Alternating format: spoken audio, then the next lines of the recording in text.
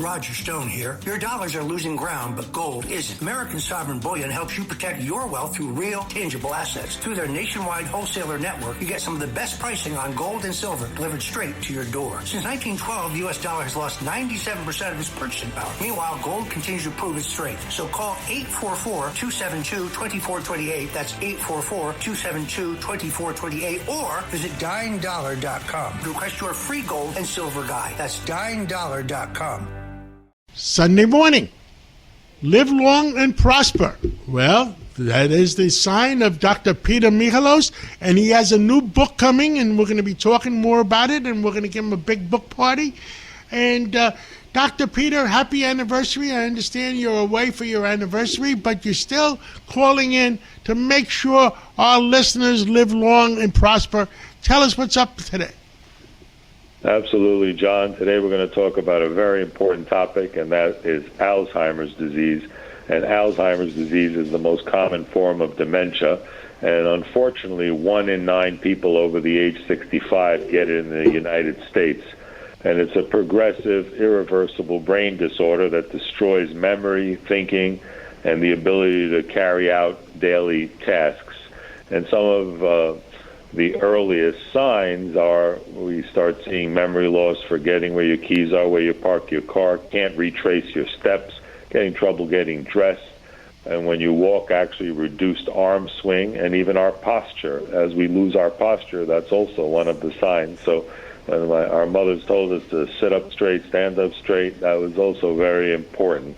So we need to use it or lose it when it comes to Alzheimer's. That's why things like socialization, crossword puzzle, having good friends, participating in church, synagogue, mosque, those things all help to keep the brain stimulated. And there's different kinds of dementias. One of the types is called vascular dementia, which you can get from strokes, or if you have high blood pressure that's out of control for too long, your tiny blood vessels in your brain get smaller.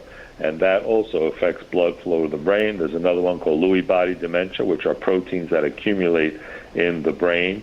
And also trauma, of course. The brain doesn't like to see air, so whenever there's any serious trauma to the brain, then you can also have problems. So the other thing that is fascinating is now the new relationship that they found with the gut microbiome and the gut-brain axis, the connection between the brain and the gut.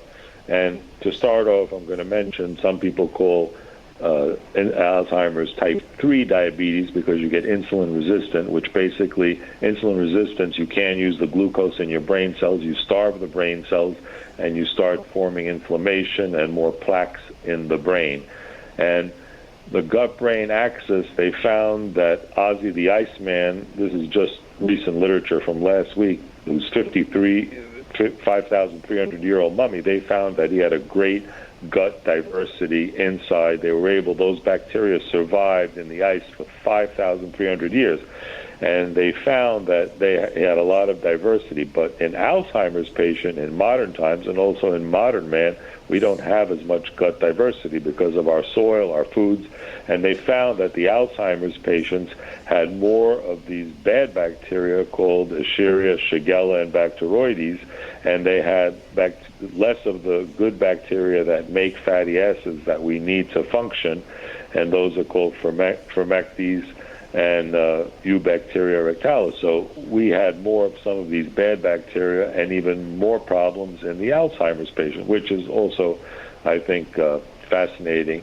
And it's associated with leaky gut. And when there are certain gut bacteria that actually produce amyloid-like proteins that may help form plaques in the brain. So this is new research that really our gut and what we eat plays a major role. That's why the diet, the exercise, we've talked about the Mediterranean diet, the olive oil, and how important they are. Now, what people say, what can I do to check to see if I have the risk? And yes, there is a gene called the ApoE4 gene. And you get one copy from your mother, one copy from your father, and there are different combinations.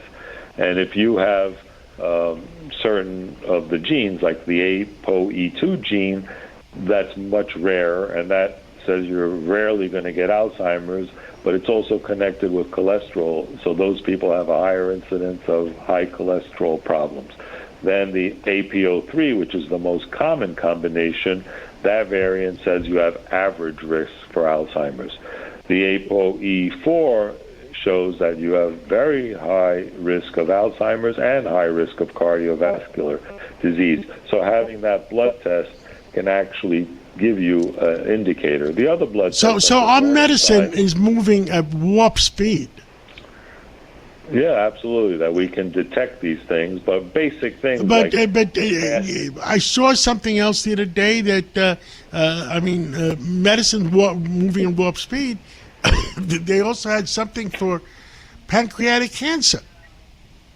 Yeah, no, absolutely, that there is a medicine that extended the life a few months of pancreatic cancer patients, and it was nice to see that because of President Trump's Operation Warp Speed, that people can apply and get access. So, for example, if something is in the middle of a clinical trial and it's helping somebody, you can actually apply to the company and say, based on Operation Right to Try, it's called, and he did that during Warp Speed, and you have the right to try it, and people are trying it, and they're getting extension of life. So it's giving hope to people, and it's also adding to the collection of data showing case reports, whether it's really helping and helping these things get more rapid approval. Now, as far as vitamins that can possibly help in the early stages, omega-3 fatty acids, which you get from fish like salmon and nice sardines that are from the sea. Smaller fish have less toxins and mercury. The B-complex vitamins are important to protect the brain. Vitamin E, it's been documented that people with low vitamin D levels have more dementia. There's a natural substance called curcumin that's been anti-inflammatory, and there's even a company out there that's working on this liposomal intravenous curcumin, and they claim that they're helping glioblastomas and brain tumors to slow them down, which is also fascinating.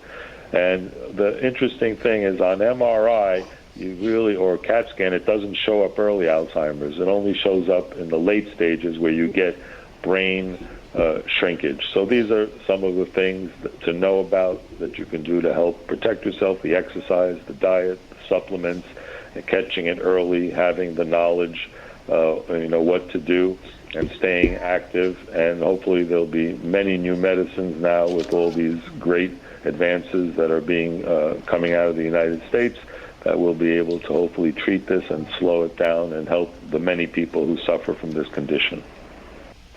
Well, Dr. Peter Michalos, thank you so much for coming on this Sunday morning, and enjoy being away for your anniversary, and we'll catch up with you again real soon.